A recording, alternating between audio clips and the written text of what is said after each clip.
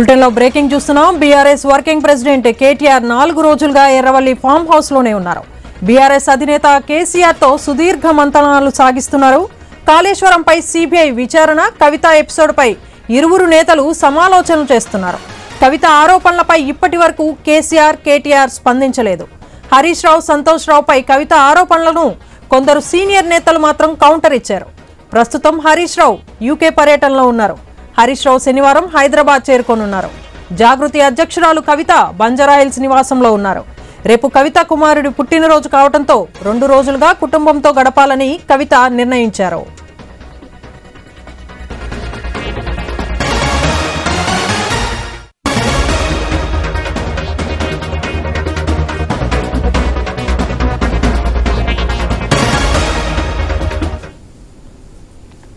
BRS working president KTR 4 రోజులుగా Erravalli farm house లోనే ఉన్నారు.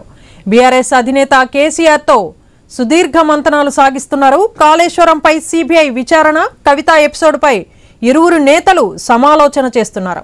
కవిత ఆరోపణలపై ఇప్పటి వరకు కేటీఆర్ స్పందించలేదు.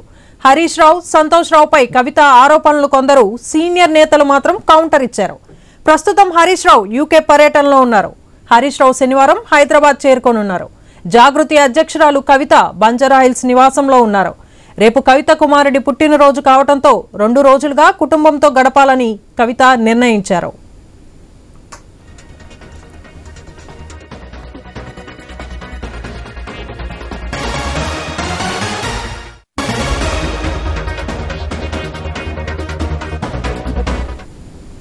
ఇక ఇదే విషయంపై మరిన్ని అప్డేట్స్ మా ప్రతినిధి ఏవై స్వామి అందిస్తారు. స్వామి చెప్పండి, కేటీఆర్ 4 రోజులుగా ఎర్రవల్లి ఫామ్ హౌస్ లోనే ఉన్నారు అండ్ కవిత ఎపిసోడ్ పై ఇంతవరకు స్పందించలేదు. దీనిపై మీ దగ్గర ఉన్న అప్డేట్స్ ఏంటి?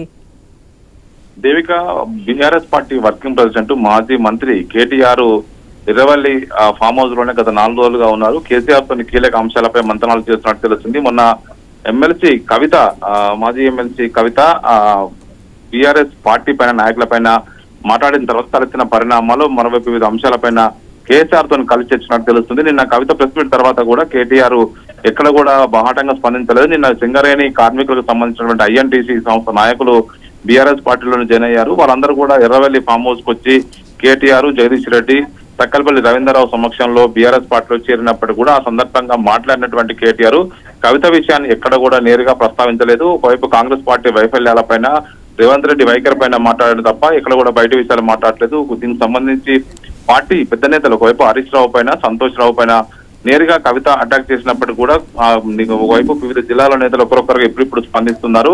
కానీ కేటీఆర్ మాత్రం బయటికి స్పందించలేదు. కవిత కూడా ఇదే విషయం పైన నిన్న నేరుగానే మాట్లాడింది. తాను పార్టీలో ఇబ్బంది పడుతున్నానని చెప్పేసి తెలంగాణ భవన్ కు వచ్చి ప్రెస్ మీట్ పెట్టానని చెప్పినప్పటికీ కూడా కేటీఆర్ మాట్లాడలేదని చెప్పిన విషయాన్ని కూడా మాట్లాడింది. దీంతో కేసీఆర్ పిలుపు మేరకు కేటీఆర్ గత 3-4 రోజులుగా ఎర్రవల్లి ఫామ్ హౌస్ లో ఉన్నారు. పార్టీకి సంబంధించిన కీలక నేతలంతా కూడా ఎర్రవల్లి ఫామ్ హౌస్ లో కేసీఆర్ తో వివిధ అంశాలపైన చర్చిస్తూ ఉన్నారు. పార్టీకి సంబంధించిన భవిష్యత్ వ్యూహం, ఒకవైపు సిబిఐ ఎంక్వైరీకి రాష్ట్ర ప్రభుత్వం కాళేశ్వరం కమిషన్ సంబంధించిన విషయం పైన ఆ సిబిఐ ఎంక్వైరీకి రాష్ట్ర ప్రభుత్వం అసెంబ్లీలో నిర్ణయం తీసుకున్న తర్వాత తలెత్తిన పరిణామాలన్నింటినీ కూడా వరుసగా పార్టీ అధినేత వీటిని ఏ విధంగా ఎదుర్కోవాలి, వాటికి సంబంధించి ఏ విధంగా ఫుల్ స్టాప్ పెట్టాలనే అంశం సంబంధించి కూడా కేటీఆర్, జగదీష్ రెడ్డి, అదేవిధంగా ఇటు వేముల ప్రశాంత్ రెడ్డి, పల్లా రాజేశ్వర్ రెడ్డి, మిగతా కీలక నేతలందరూ కూడా కేసీఆర్ తో జరిగే చర్చల్లో వరుసగా రోజు పాల్గొంటున్నట్టు తెలుస్తుంది. అందుకోసమే కేటీఆర్ రోజు గత 4 రోజులుగా ఎర్రవల్లి ఫామ్ హౌస్ లోనే ఉంటున్నారు. Devika, okay, right, thank you.